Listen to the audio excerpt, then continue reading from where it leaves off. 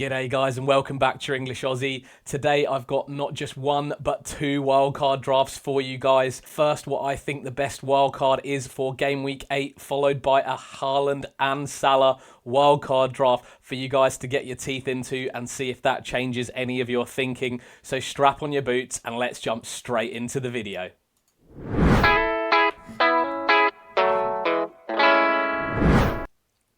So we're going to start up with what I would have for a game week 8 wildcard.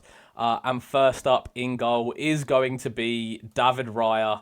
I think Arsenal clearly have the best defence in the Premier League this season. And for me, David Raya is someone that I would really like to have in my team. Had the Golden Glove last year for Arsenal. Some really nice fixtures over the next few game weeks as well for them. And David Raya is going to start in my team. The backup goalie is going to be the only other 4 million playing goalie in the Premier League at the moment, and that is Martin Dubravka of Burnley. Some reasonable fixtures for Burnley coming up over the next few weeks, but just saving the money there is one of the main reasons for having Dubravka in my side. Next up at the back is going to be Senesi of Bournemouth. Now, I think this is one that a lot of people have spoken about, definitely to do a little bit with the defensive contribution points. Senesi, by far and away, the best for defensive contributions per 90 minutes, up at around 12.91 per week, and has picked up DEFCON in almost all of the weeks so far, and potentially would have been all of them if he'd not been subbed in the 70th minute as Bournemouth were chasing the game. I think Senesi's been fantastic so far this season, and as if Bournemouth can continue to keep some clean sheets, is my number one pick in the defensive side for them. Next up in my back five is going to be Jurrien Timber of Arsenal. Now, I know a lot of people have spoken about how Arsenal are going to have rotations with the Champions League and other fixtures going on, and I do agree that Timber at times will be rotated with Ben White, the same way Calafiori will be rotated with Miles Lewis-Skelly, but the attacking threat that he brings to that Arsenal side, the link up he has with Saka and when Odegaard's playing in that little triangle down that right-hand side, he's so attacking in an Arsenal defence that is going to keep a lot of clean sheets. I do expect him to continue to pick up some attacking returns for them at the same time, and that might allow him to get some really big hauls for Arsenal. He doesn't have the best defensive contribution data, but neither does Gabriel. Gabriel is around 9.5 defensive contributions per 90, with Timber about 7.8. I don't expect them to be picking up defensive contributions every week, but I do think this is a very close call between Timber and Gabriel. If you do prefer to go towards the defensive contributions side and Gabriel to be a little bit more nailed, you can choose to do so for only an extra 0.4 million, and there will be enough money in this wildcard draft to be able to switch Timber to Gabriel. I think it's a very close call, and I don't have a problem going for Gabriel as well. Next up is going to be Chris Richards of Crystal Palace. Now, I have gone for him over Maxime Lacroix, and that is because of the DEFCON analysis that we have done, showing that Chris Richards' DEFCON per 90 is slightly better than Maxime Lacroix. Not only that, but also his expected goal involvements per 90 are slightly higher, and therefore I do think he is the nicer pick. He is at 4.5 million as well, as opposed to Lacroix's at 5.1 million. If you do want to check out those defensive contribution statistics, those expected goal involvement statistics, check out the video I did earlier this week. I'll leave a link up above for it or down below in the description on all the DEFCON data for players so far this season. It really gives a great rundown of all the defensive contribution data for every defender and midfielder by each price point in FPL, and a really good watch if you have time to go and watch that. And next up, I do have another guy who has been absolutely smashing the DEFCON this season, and that is Mukiele of Sunderland, up there along with Senesi, I think second overall in defensive contributions per 90 this year. Also a little bit of a threat in terms of expected goal involvement, and Sunderland themselves as a team have looked a little bit more defensively solid than the other promoted teams. So potential for more clean sheets as we go forwards, hopefully for Sunderland. Despite the fixtures starting to get a little bit tricky after game week 10, where they've got Arsenal, Fulham, Bournemouth, and then some tricky games against Liverpool, Manchester City, and Newcastle. So some tricky fixtures, but with those additional points for the defensive contributions and those potential clean sheets here and there, I think he's a nice option as just a little fifth defender rotation in that side. Finally, I do have Sven Botman of Newcastle. At the moment, we are seeing Dan Burn having shifted over to that left-back role for Newcastle in Tino Livramento's absence. Let's see how the Newcastle defence evolves with Botman and Thior at their centre-back role, Burn at left-back. Does Lewis Hall come back into that team and start playing at left-back? If so, does Dan Burn shift into that centre-back role? Will Newcastle go to a 5 at the back? Will they stick with the 4 at the back?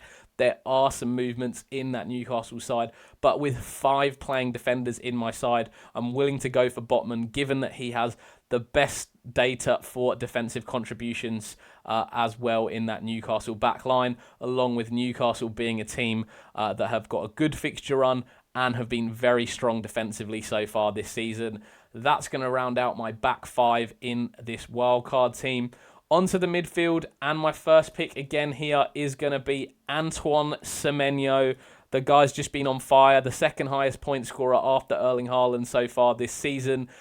He's been taking penalties when Kluivert's not on the pitch, free kicks for Bournemouth, fantastic attacking positions, and had a really good season with 6 goals and 3 assists so far. His finishing has started to improve this season. He has been a little bit more clinical with his chances. He has been such a key player in that Bournemouth side.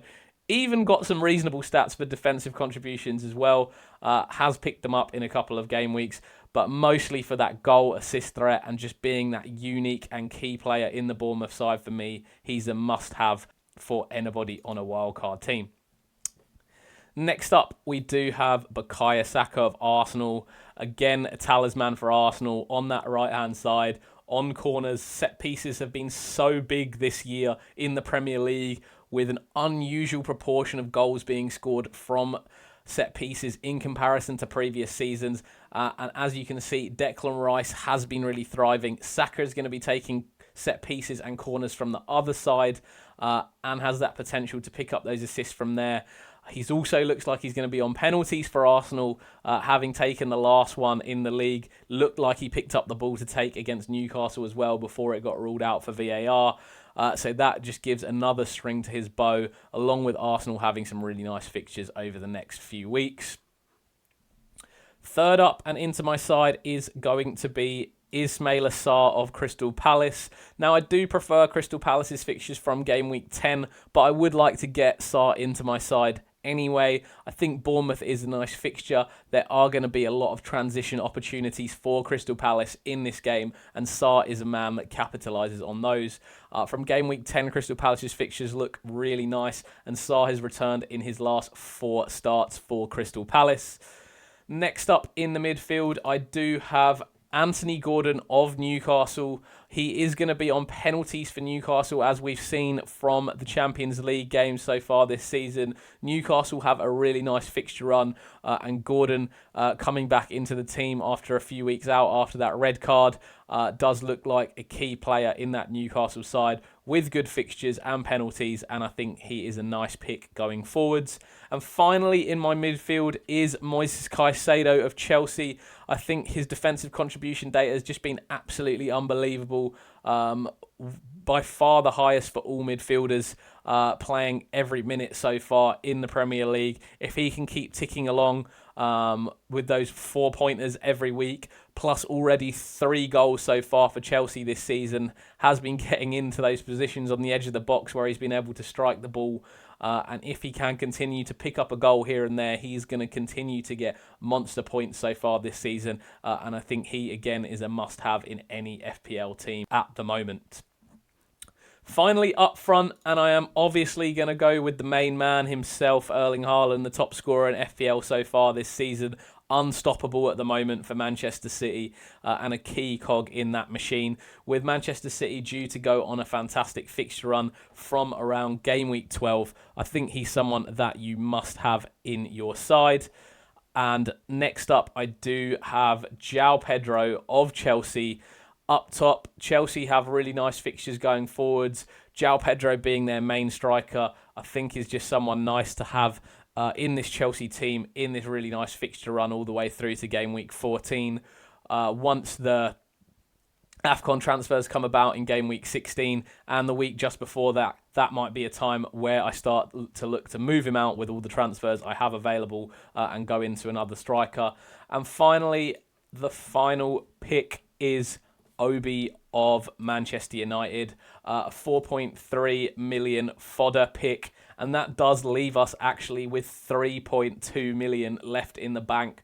Probably the cheapest wildcard team I've ever picked in FPL before, and I think it is just the case of Liverpool offense really underperforming so far this season. Mohamed Salah not having a great season. He doesn't look like he is an essential to be having in this side, especially at the moment.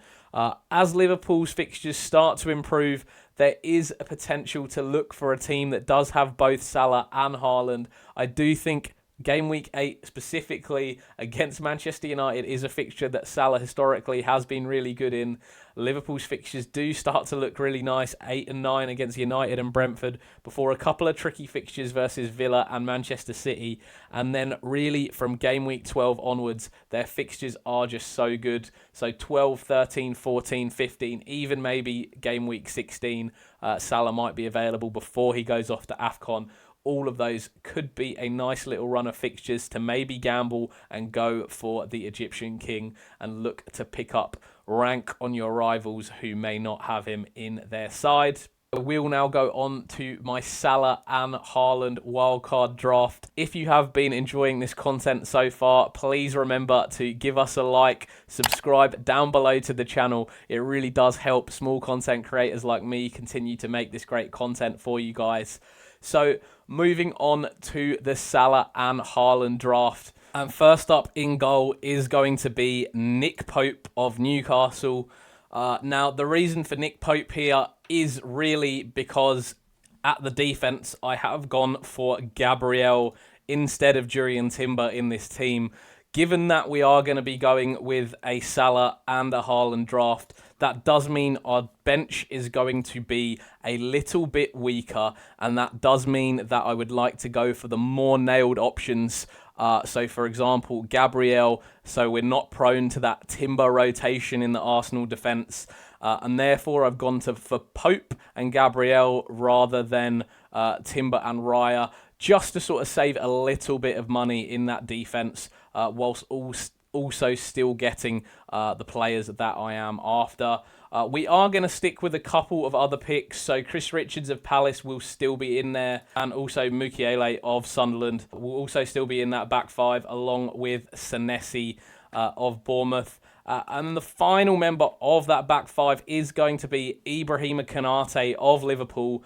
Assuming he's fit and healthy, post him pulling out of the final international games for France, we are looking to see whether Konate will be fit to start game week 8. I think if it is a short-term injury and he's likely to be back for game week 9, I would still look to go for him. I do think that potentially he could be a better pick than Virgil van Dijk in that Liverpool defence. Liverpool do have some really good fixtures coming up. You can see that the attackers have started to target Konate a little bit, have started to pin themselves onto him due to him having made some individual mistakes recently. That actually, from an FPL perspective, has made him a better pick, as he's been involved in more duels and has picked up more defensive contributions and has actually been outscoring Virgil van Dijk over the last 3 weeks for defensive contributions.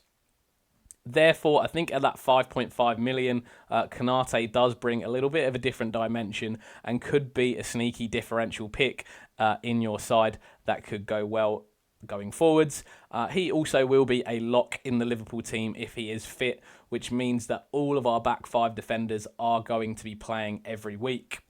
Moving on to the midfield, we've obviously got Mo Salah here in that team. I have kept a hold of Antoine Semenyo. I do think he is a must-have in any of the sides that we are looking at. I then have gone for Eberechi Eze of Arsenal. Arteta did start him in the 10 role, in a sort of dual 10 role actually, with Odegaard while Odegaard stayed on the pitch. That was a really offensive setup from Arteta. I thought it was really interesting to see that both Odegaard and Eze were playing together along with Declan Rice. And I thought that did bode well for Eze playing minutes longer term for Arsenal. I think he's really been a bright spark in that Arsenal team, gives them that little bit of creativity that they might not always have through the middle, and especially if Odegaard continues to keep picking up injuries, he's going to be a really important cog in that Arsenal machine.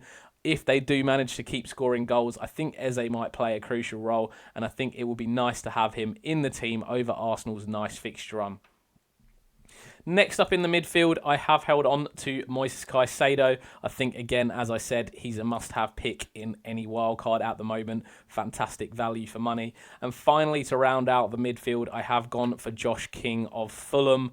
A little bit for price, also a little bit of a potential rotation player to have on your bench as sort of a second bench option if a couple of your players aren't able to play in any particular week.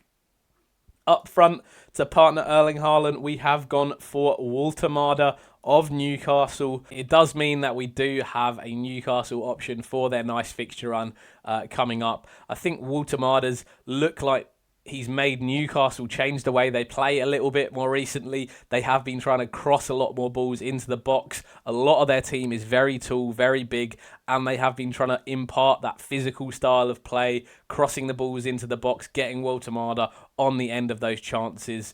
Very good with his feet, looked quite lively, has got into some good positions, hasn't quite shown what he's got with his finishing up yet, but potentially could be a nice differential pick on your wildcard team. Finally, to round it out, we do have Obi again for the price point at 4.3 million. And this wildcard team does leave us with 0.4 million in the bank for a few tweaks if you would like to make. However, I do think that this is quite a nice side. If you would like to make it a little bit more like the other team that we had, you could move Eze down to an Anthony Gordon, Walter up to a João Pedro, and then still go with this sort of similar lineup as we had before. I do think this is something to consider if you want to pick Mo Salah as a sort of differential pick at the moment, which you never really see in FPL. He could be a really nice captaincy option as you go forwards, especially this week against Manchester United and from game week 12-13 onwards until the AFCON break, where you can use those additional transfers to bring him out of your side. If you have enjoyed this content so far, guys, please remember to smash that like button, subscribe down below to the channel. Like I said, it really does help me as a small content creator. Thank you so much if you have watched all the way to the end of the video. That always does help the algorithm and help my content. This has been your English Aussie. Have a fantastic week, everybody, and I will catch you guys later.